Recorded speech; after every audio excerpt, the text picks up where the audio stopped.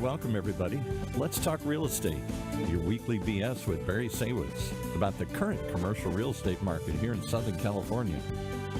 As we take a no BS look at both sides of the issues driving this market today to find the best solutions going forward. With our man right in the middle, it's Barry Saywitz. Hey, Barry. Hey, good morning, Paul, and good morning out there to all of our viewers and our listeners. Welcome back. If it's Tuesday, we are talking real estate, and it's Tuesday. I am Barry Saywitz, president of the Saywitz Company, managing partner of Barry Saywitz Properties. And if it's one thing I've learned every week that we do this and over the years of being in business, you need to surround yourself with good people. You need to get good information, and you need to make informed business decisions, not only with your personal finances, but with your business and advising others. And so today's show is apropos for that mantra. Our guest today, Robert Ritschel, Senior Vice President with the Saywitz Company. Robert, welcome to the show. Thanks again, Barry. Yeah, so appreciate you having you coming here. You were actually on the show about a year ago, and we were talking at that point about the industrial markets, the office markets, right, leasing and purchasing, and what the state of the market was at that time. And so I wanted to have you come back because here we are later, and the world's changed dramatically in terms of many things: interest rates, volatility in the stock market, and the real estate market's ever changing. So I wanted to kind of do an update, and I want to kind of start with where we were when you came here last time as a regroup, and then look at where we are today, and then get your thoughts on where you think the markets are headed. So Robert, just in terms of background, you have been with the Saywitz Company longer than I can recall. And so I guess for the folks out there, I guess talk about how you got started in the business, and then we'll jump to it. Right. Well, we met around the late 90s, and at that time I obtained my license, my brokerage license, and I was talking to different firms. We met, and then you offered a position, and he said, hey, don't have exactly what you're looking for right now, but why don't you jump aboard? We got a good team here. You'll learn a lot, and then you still. Then you blink, and it's 30 years later. Right, and then I'm just going up the ladder, if you will, quickly, and then joined some good, mentored by some great people besides yourself, and then stayed with the firm, and now have a good partner in Andrew, who's also Andrew Herron, who's back at the company. And so we make a good team, and we got good people behind us. Yeah. So I would say you are a living example of hard work, stay with the company, work your way up, and I like to think so. Yeah. And I'm glad we've made some money and had some good times along the way. And so, in terms of the day-to-day aspects of your role within the Saywitz Company, it really is the brokerage aspect of meeting with, advising, and negotiating. Tenants, users, buyers of commercial real estate, both here in Southern California and throughout the country, correct? Exactly. We have an existing book, obviously, because we've been doing this for long enough, but we love to go out and meet new people and provide the same service that's new to other people that have not explored the side of tenant representation, or know there's actually somebody who, without conflict of interest, can represent them in a commercial lease or a purchase. Be it industrial or office. I think it's more common in office, but not so much industrial. And you guys do both, really. It's office, industrial, yes, medical, high-end retail, right? All of the above. And from a geographic standpoint, what's the boundary of the areas that you guys cover? Sure. Well, it's, in a sense, it's boundless because we do business all over the country. We have accounts that are national. So at any given time, we're doing deals in probably a half dozen states or more. Andrew's got his own book with a national client, and so but regionally we handle real estate for a lot of our companies, our clients, from the San Diego Mexico border, which is San Ysidro, all the way up through Los Angeles, Inland Empire, San Bernardino. We transacted a lot of business in Ventura County and Orange County, obviously. And Orange County, yeah. And so you get to see a lot of different companies, different industries, different sub-markets, different sets of circumstances. So I guess when we talk about what's the market doing, if you will, right, there's different markets and there's different sub-markets, and I think you have to take each deal on a case-by-case basis. But I guess let's start with, I want to rewind, right? So I want to go back. You were here a year ago. Let's start with industrial. And let's talk Orange County, Los Angeles Right. to begin with, because those markets are somewhat related. At that time, vacancy in those two counties for industrial space, I'm going to call it 1%, maybe even less than 1%. Ridiculous. Yes. Right? Hard to find space if you need it. True? Yes, and some markets, yeah, we were down less than 1%. We had year-over-year rent growth that was reaching nearly 15%, which you could tell put a lot of pressure on rental rates, because when that happens, there's clearly a large demand for real estate. That's the only reason why rates accelerate that quickly. And so consequently, it was like musical chairs. I mean, you'd find a good opportunity, then you get there and there's five guys circling around it. It was difficult. It was more difficult to make a deal just simply because stuff didn't last on the market very long. And if your client was relocating, you had to act quickly. Get your hat in the ring. But so let's talk about that for the viewers and listeners out there. Would you talk about 15% rent growth year over year over a period of 5 years, right? It's compounded. So what would happen is a guy who signed a lease 5 years ago and his rent was fixed or had some nominal increase, 2, 3, 4%, and the rent's going up 15% a year. When he goes to renew the lease, he might be paying, I'm going to pick a number, 70 cents a square foot or $8 or $9 per year.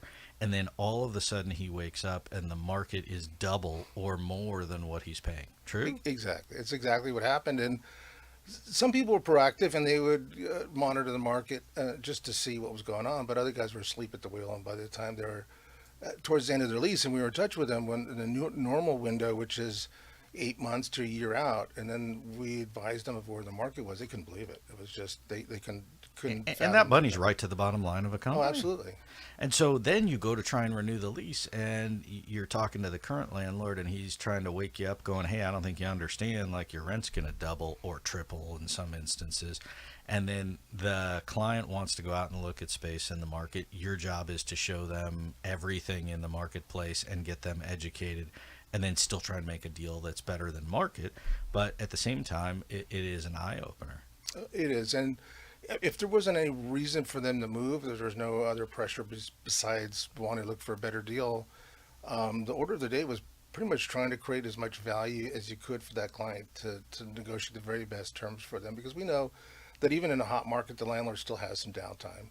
And so they would do more for the next guy. They give him some inducement to come to his building. There wasn't a lot of free rent in the market, but he gets something. He'll get some TIs, and then there are other costs associated with that transaction that the landlord would forego if he retained a good tenant. And that was key too, is credit was definitely an issue. I mean, we have, knock on wood, we have better clients that, do well, but there are some that are, live hand to mouth, so to speak. And so their revenue didn't change, but their rent doubled. Right. Which made it difficult. And for many landlords, some of them were just interested in capitalizing on the highest dollar and didn't really care. Right. And others were like, I want the credit, and so I won't deal with somebody with shaky credit. And so it really, I think, depends. But I guess that brings me to my next question, which is, as the broker, right, representing the tenant in a difficult market with limited leverage, how do you add value to the client in terms of structuring a deal that's better than the average guy? Right. So we know that for the reasons that we just talked about, that there is downtime inevitably to any landlord, and regardless of how hot the market is. And then two, the unknown is who's the next guy that's going to step up. If my existing tenant leaves, I don't know anything about the next guy. It's a crapshoot. And what is he going to need in terms of going forward, and TIs or some other requirements? And then am I going to get hit with the, upgrading my handicap access? There's a lot of costs to the landlord, potential costs, particularly for the tenant that had been there a long time, that he could forego if he just simply extends that guy's lease and just doesn't have to worry about everything else. But at the same time, we think there's a value in going out and creating some competition for your client's tenancy. We've done that over and over again. We just did it recently in the last quarter with a fairly large transaction where we started negotiations with a landlord. This was a company that had about 200,000 plus square feet, and they're looking to do a 10-year term. They weren't particularly interested in moving. We weren't talking about moving, but we did bring to them all the best deals in the market. And we told them that part of the process was to actually go out and look at spaces. And that's how we created some urgency with their existing landlord to come to the table and make something come to terms quickly because we actually had we put together a deal for another space that was very attractive in terms of concessions and rent reductions and from where we started, and tenant improvement allowances, and it was enough, more than enough, to offset their cost of moving and save them millions of dollars in the process. Yeah, I mean, and commercial is a lot less emotional than residential. Somebody who lives in a home or has an apartment, that's their house, right? Right. For business, in many instances, it's just about the money and functionality of the space. And so sometimes there is a better deal out there.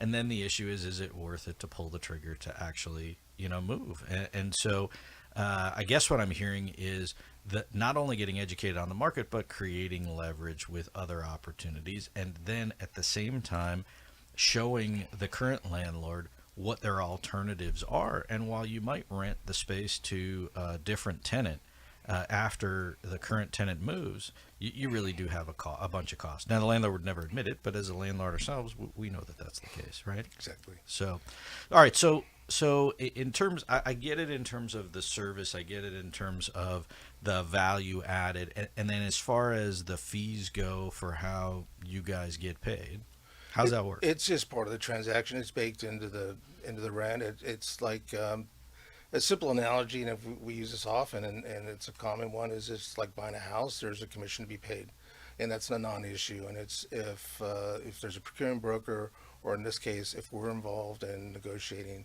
a lease extension or new lease, it's just divided with the other guy. So it doesn't who's on add the any money No, to the it doesn't. transaction. It's So not so why wouldn't I just do it myself? Why wouldn't I just call the landlord and go, look, I want to buy you lunch. Let me sweet talk you and make me a deal. That's the question of the day. I don't know why you do that, because now you've just told your landlord that you really don't have you don't have a really good handle of the market, because if you did, you'd send your broker. And if you really knew what was going on and you could see the value that a broker could provide, creating the leverage, like we said before, you got to create some competition for your tenancy. It's like anything else. If you got a couple options out there and the landlord knows, hey, I know I can backfill this space, but I really just want to cut my losses and just make a deal with my existing tenant. And that's the whole point. If you go directly to your landlord, he's pretty much knows that he's got you, and as long as he can convince you, you may come down a couple pennies or a nickel a foot or something on your rent. He says, hey, I just rented a space next door. We did some extra work for him, but I'll give you a better deal. And this is what the number. The guy will just feel better and maybe just take the bait, if you will. Yeah, and I mean, I think there's nothing more important than having expertise, to advise you, just like you wouldn't go into court without an attorney, just like you wouldn't file your taxes without an accountant. The fact of the matter is, in today's market especially, where the market is fluid, and where in many instances, both on the office side and on the industrial side, the landlord is not quoting a rent, right? You say, no different than somebody, I mean, a lot of people equate it to buying a house. I don't, but they say, oh, I'm asking $1 million. Okay, then I'll offer you 900,000. Or in a hot market, I'll offer you $1.1 million. At least you know where the starting point is. On the commercial side, in the industrial with a hot market, on the office where it was struggling, most people don't quote a rent. They say, tell me you like the space, tell me what you need, then I'll tell you what I'm going to charge you. True? Absolutely. That was precisely what we saw in the lead up to last year and the year before. Now it's different. And by that, just to put some more color on that, is that they were just withholding rental rates. So normally in the multiple listings, you have listings that show everything, that the size, the availability, when it's available, and then rental rate and the expenses. And that was pretty standard until about 3 or 4 years ago, when the market started getting super hot and people were just withholding rents because they basically wanted to see what the number the neighbor got next door, and then that's the new rental rate number. And then the other thing was, the unknown was, what are the nets going to cost? Because so much properties were changing hands, and then the tax basis was going up rapidly, so the net charges were blown up. And for those out there, the net charges are the taxes, the insurance, the cost to run the building.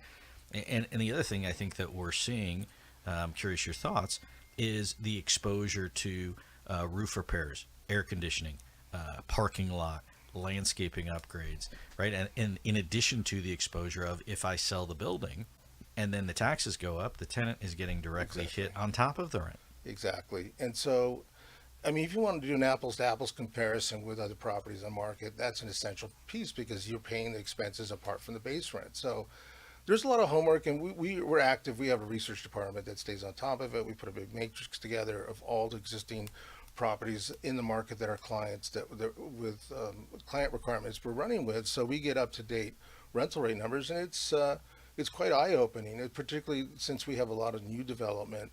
And so that automatically puts those buildings in a different category rate wise. And you really have to have a good reason to go to a building that's $2 a square foot with 35-40 cent nets in this market, because it has, high capacity sprinklers or super high clear height and a large truck court. These are the class A type buildings. But a lot of our clients are say, hey, we just want a good deal. We don't need all of those bells and whistles. We can live with a lower clear height. We're happy with the docks that we have. It works for us. We don't need to go to that type of building.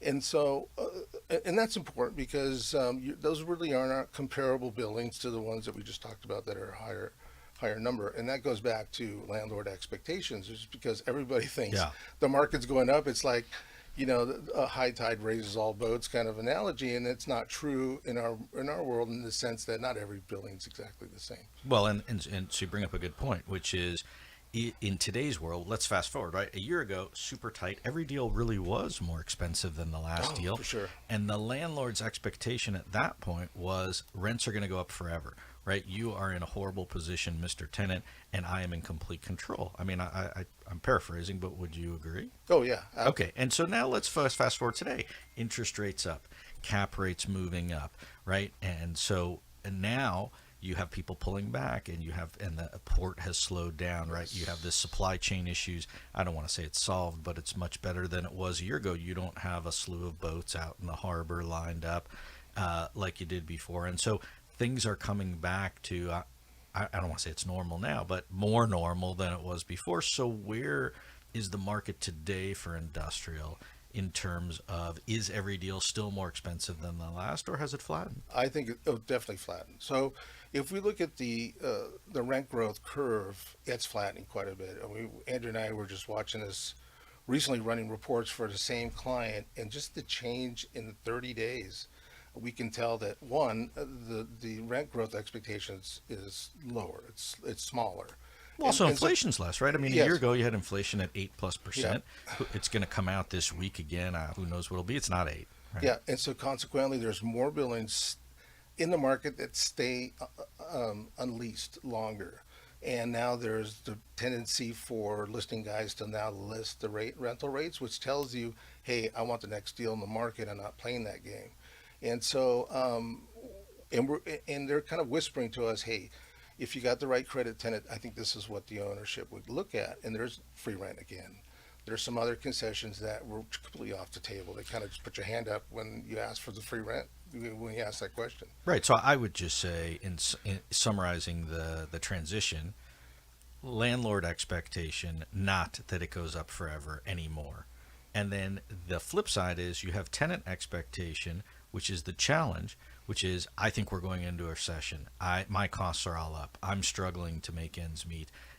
Not just my rent going up, everything's going up. Salaries, cost of goods, utilities, right? Everything's up. And so how do I make sense of it? And then the tenant sees some kink in the armor and says, oh, there's free rent. That means I should get a month of free rent per year, meaning if I signed a 5-year lease, I'd get 5 months of free rent. And that is not reality either.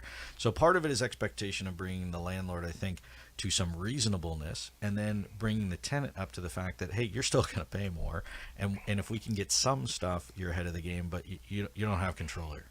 No, that's very true. And we're also seeing clients that are willing to split up their operations. They have a larger footprint in Southern California. They said, hey, we want to break this up 3 different locations. And it's interesting, in the last 60 days, I never heard people refer to Savannah, Georgia more times than any period in my career, who said, hey, I'm actually looking at Houston and Texas to put a new DC or Savannah because it's near that port. Because it's so expensive here. It's so expensive here. And the other thing is their LTL costs are much lower. They're less than load costs, because some of them have deliveries that go up, then they distribute all over the country, and it's far lower the cost to do that in those markets. There's not union expenses and other things. I think people are getting creative where they're looking at either larger yards where they store stuff outside that might be cheaper than paying rent for the building, or having two facilities, or saying, hey, I don't have to be right near the port because that's the most expensive real estate. I could go further east. And even though that's expensive, relatively speaking, it's still cheaper than being close to the coast. It is. And we know that port traffic at LA port year over year is down 43%. So that's got to be an indication of what's happening. And then also, if you have companies that are going to a 3PL, then they just ditch the warehouse and say, forget it, I'm going to get some small office space and I'll let somebody else deal with it. I can't, I don't want to pay the rent. Right. I guess the other thing is, are you hearing that people are wanting to do long-term leases versus short-term leases, or are they trying to stay more flexible, thinking if I did a year lease or a 2-year lease, then I could come back in a year or two, and if the market or the economy's down, I could go back and basically get a better deal, if the market's sliding? It cuts both ways. We've had clients that, and when we see value in it, for instance, in the larger transaction, it makes more sense to go longer. You get more concessions. We were able to get them, I think, the very best deal in the market, because I know that because I've tracked everything that's been, all the recent lease comps, and it's exactly what our client wanted to do because they planned to stay there for the long haul. It wasn't something that they wanted to move around every so often. It's too expensive to move. Some of the smaller regional firms, they're more apt to consider, shorter term, because they'll take the risk because they think that, things will eventually, the market will turn the other way. And I've always been an advocate of going longer, but I also remind them that, look, when we had the great reset, if you will, the last time this happened in 09, 10, and when they really got, we had high vacancy rates. We had landlords coming back cutting deals early. So to be in cut a new 5-year deal and then 2 or 3 years into your lease feel like you really got a crappy deal, I don't think is the case, because we were able to go back early, albeit we had to recut the deal and add some term on the back end. But there's always a way to stay in front of the market, and it's case by case. Obviously, not every landlord is that amenable to it, but there's definitely a way to address that if it becomes an issue again. And there's no way, I don't think, really to time if I'm the landlord, No. I got the absolute peak of the market, or if I'm the tenant, I want to wait and try and catch the bottom of the market. I mean, you don't have the flexibility of doing that, and I just think even if you were trying, that's a bad strategy for anyone. I agree. And I've never met a landlord didn't think he left some money on the table when he was dealing with us in particular, but they always, at the end of the day, everybody feels good about it. But like I said, if it gets to that point, and hopefully not, I mean, a strong economy, people are doing better, and that things are good. No one wishes that the market gets sour, because we know how bad it got then. But if we stay in front of it like we do, and we advise our clients properly, there's no reason why you shouldn't consider longer term lease to get more concessions. Yeah. So we only have a couple of minutes left. I want to Okay. just briefly, we talked too much about, we go all day, but I want to talk about the office market for a second. So a year ago, you're here, office market stinks, right? People are working from home. Nobody's coming back to work. Who knows when it's going to happen? At our business, I mean, everybody's back. I talked to plenty of other small business owners who are saying, look, we're either back, we're trying to get everybody back, we're making people come back, we're politely pushing as best we can, because we know we can't have the kind of synergies with people just working from home all the time. And some businesses, they can do that, but I find that most, especially those that are in sales or creative side of things or professional services, can't afford to do that. So now, let's fast forward to today on the office market. Is it better than it was a year ago? It is. And to your point, and there's a recent phenomenon, and it's been substantiated by our own clients, it's fear of missing advancement or promotion. If you're not seen around the office, there's a good chance you're going to get, the next guy's going to get the promotion who's there on a day-to-day basis. That's kind of scaring some people, particularly the middle management. So those people all want to come back. And so how are employers trying to make it the best of both worlds, where they still feel like they get some autonomy and they can work on at their own hours or schedule, and still have them in the offices? And there's a move. I think I talked to another colleague who's primarily office listing broker, and we're working on the transaction together. He says there's a flight to higher end office properties that have all the amenities, like like a The gym. putting green or the They have gym. the gym and all or that, because they know that their employees just want to get a breath of fresh air, go downstairs with their laptop, and then get connected to the network in the lounge area or whatever. And then they don't feel like there's a rush to get home and beat traffic. They'll just go work out at the gym and stay longer. So those properties are actually seeing a lot more tours. They're seeing a lot more interest. And so I think that's going to be the trend for a while. And then if you look at all the cheap deals in the market, which typically were subleases, those are not lasting very long. There was a ton of subleases during COVID, obviously, and that period thereafter, like I want to say 21, early part of 22. But those subleases and the good ones in the desirable areas, they're all getting backfilled quickly. Yeah, I mean, the folks that I talk to, the activity out in the marketplace of people looking for space, different space, some instances more space because they're now bringing people back, is much greater now than it was a year ago. And then what I find also is that you don't see office rents dropping anymore, right? So they dropped when COVID hit, when no one was in the office, no one was coming back. People dropped the rates, they gave concessions. It doesn't mean there aren't concessions on the office side anymore, but I find that the rents, unlike the industrial, which may have hit the top and flattening and maybe coming down a little bit, the office on the uptick. And they're not rising dramatically, but it's coming back. Yeah, they're sticking to their guns on the coupon rate because of various reasons. But they're giving in on free rent game and parking concessions, and of course allowances for improvements. I mean, nobody wants to spend a lot of money nowadays. It's expensive, and everything costs more, right? They cost a ton. So if you can find space that works for you, where you can make a moderate amount of improvements, it's a win-win for landlord and tenant. Right. Now, we talked about the space that's in our building, and you got 3 or 4 people lined up, and they all have very different uses, and it's a good problem to have because some months ago. Look, even in our own buildings, we didn't have calls for 6 months. We didn't get a call in space, and then all of a sudden there's 4 people looking at the same space. So I would just tell you the office market much better than it was a year ago. Yes, definitely. On the uptick. I would say if you're an office tenant out there or you have office space, start early with your lease, start early with your search, because you'll make a better deal now than you will 6 months or 12 months from now. On the industrial, the trick is, while the market might be flattening, I still have a limited number of opportunities out there, so I have to be ahead of the curve. And if I do find a good deal, I want to jump on it. Exactly. And then if I do want to slow play it, that'll be by my choice, not because I can't find space. Exactly. So, look, we could go all day. I'm certain of that. But we are out of time. And it's always interesting to talk about what happens to the market. I'm sure something will change next week, and we'll swing it the other way. We have a very important week or two here in the next couple of weeks with corporate earnings coming out on Wall Street, with data on the consumer price index coming out, which I think also will dictate people's, again, expectations. Sure. Those are all leading indicators in our industry. We always see our business, commercial real estate, is a trailing indicator of how the economy is, because we don't really see, you see the storm coming, but you don't see the fallout for months later. No, I agree. Yeah.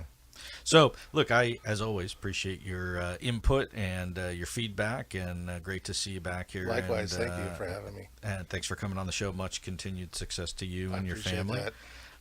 And to the Saywitz Company. And so I am Barry Saywitz, president of the Saywitz Company. Thanks to everybody for tuning in, listening in again. Thanks to our whole crew here at OC Talk Radio for making it happen. And again, if it's Tuesday, we're talking real estate. We'll see you back here next week on Let's Talk Real Estate.